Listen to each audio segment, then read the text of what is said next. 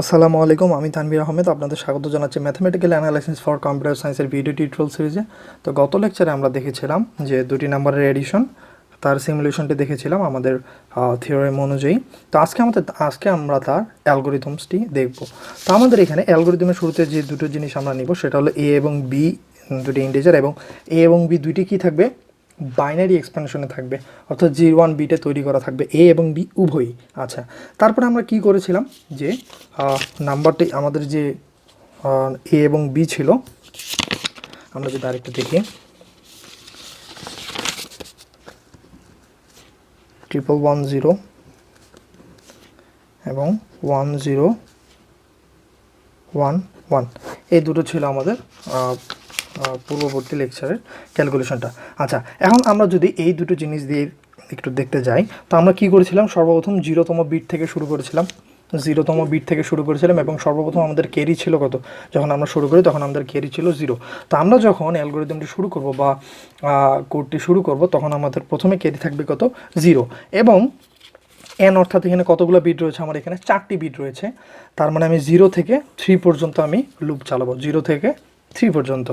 তো 0 থেকে 3 লুপ চালে আমি কী করছিলাম আর কি, এই দুটো বিট যোগ করছিলাম এবং সাথে ক্যারি বিটটাও যোগ করছিলাম, যেটা আমরা এখানে দেখছিলাম যে এখানে আমি ক্যারি বিটটা যোগ করিনি, বাট আমি চাইলে এখানে ক্যারি বিটটা যোগ করতে পারি। ক্যারি কত আমার এখানে 0, ক্যারি কত আমার এখানে 0। আচ্ছা, তারপরে আমি একটা কাজ করছিলাম কি, যে এখানে দুইয়ের গুণ আকারে লেখার চেষ্টা করতেছিলাম। তো সেটাই করব আমরা, গুণ আকারে লেখার মতোই। তো আমি এখানে দেখি আমরা 2-এর গুণ আকারে লিখলে আমাদের কী সুবিধা হতে পারে। আশা করি এই নোটেশনগুলো আমরা জানি, অ্যালগোরিদম কোর্সে আমরা শিখে ফেলেছি এতদিনে। আচ্ছা, তাহলে আমাদের প্রথম বিটটি ছিল কত, 10 এবং আমার ক্যারি ছিল কত, 0। তাহলে 1 আর 0 যোগ করলে কত আসবে, 1 আর 0 যোগ করলে আসবে আমার 1কে যদি 2 দিয়ে ভাগ দেই, আর এখানে যেহেতু ফ্লোর ইউজ করা হয়েছে, তাহলে আমি কত পাবো, 0। তো আমি এখানে টেম্পোরারিলি ডিতে কি রাখে দিচ্ছি, ক্যারিটা রাখে দিচ্ছি টেম্পোরারি। তাহলে এখানে কত আসছে, 1 আসতেছে, তাই না? তো আমি ডিতে এখানে কি রাখছি, ফ্লোর করলে ক্যারি 0 রাখতেছি, এখানে 0 রাখছি। তাহলে সামটা কি হচ্ছে আমাদের দেখা যাক। এই বিটের সাম আমি তো আগে 1 বসিয়ে দিলাম।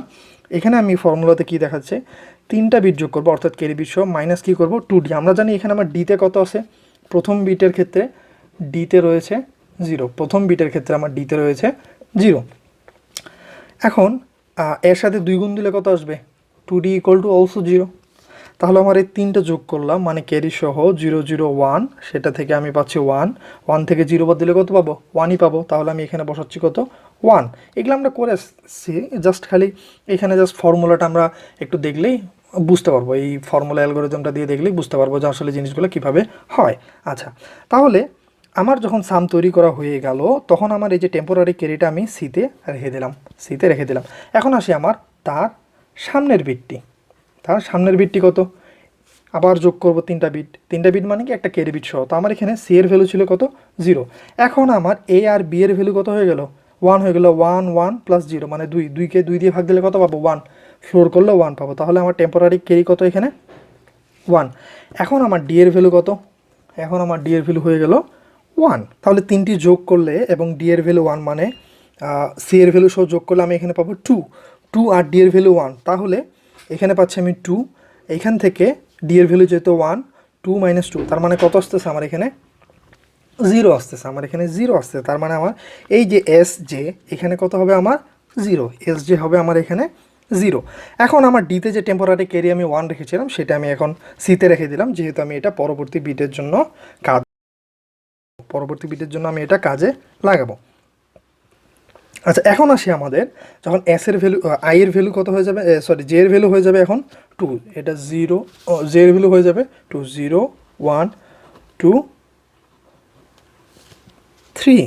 আচ্ছা, যখন আমি 2তে আসবো, তখন আমার এ আর বি এর ভ্যালু 1 + 0 আর ক্যারি 1, তার মানে এখানে কত আছে 2কে 2 দিয়ে ভাগ দিলে কত পাবো, 1। তার মানে আমার টেম্পোরারি ক্যারি কত আছে, টেম্পোরারি 1। তাহলে 3টা যোগ করলে আমি এখানে পাচ্ছি 2 থেকে 1, যেহেতু আমার ডি এর ভ্যালু কত এখন, টেম্পোরারি ক্যারি 1, তাহলে 2 × 1 কত, 2 থেকে 2 বাদ দিলে 0 আমি এখানে বসাইলাম। আর এই যে আমার টেম্পোরারি ক্যারিটা ছিল, সেটা আমি সিতে রেখে দিলাম। এখন আসি আমার শেষ বিটের ক্ষেত্রে। শেষ বিটের ক্ষেত্রে আমি আসে দেখব যে এর ভ্যালু 1, বির ভ্যালু 1, সির ভ্যালু 1। আমি এখানে কত পাচ্ছি 3, 3কে 2 দিয়ে ভাগ দিলে ফ্লোর নিলে কত পাবো 1 পাবো। সেই টেম্পোরারি 1টা আমি রাখে দিচ্ছি ডিতে, সেই টেম্পোরারি 1টা আমি রাখে দিচ্ছি ডিতে। আচ্ছা, তাহলে ডি এর ভ্যালু কত আমার এখন 1। আবার এখানে এই 3টা যোগ করলে কত পাবো 3, এখানে 3টায় যোগ করলে কত পাবো 3, কারণ আমার এর আগের ক্যারি 1। 3 থেকে যদি আমি 2 একে 2 বিয়োগ দিই তাহলে কত পাবো 1, সেই 1টা আমি এখানে বসিয়ে দিলাম। আমার এখন লুপ কমপ্লিট হয়ে গিয়েছে, আমার এখন লুপ কমপ্লিট হয়ে গিয়েছে।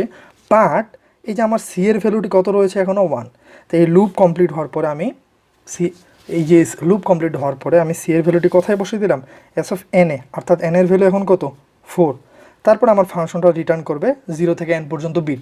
যেহেতু বিটগুলো উল্টো হয়ে গেল তাহলে আমার রেজাল্টটা হবে কি এস এন থেকে এস 0। এটাই ছিল আমাদের ইন্টিজার এডিশনের অ্যালগরিদম। আশা করি বুঝতে পেরেছেন। তো আজকের মতো এই পর্যন্তই, ধন্যবাদ।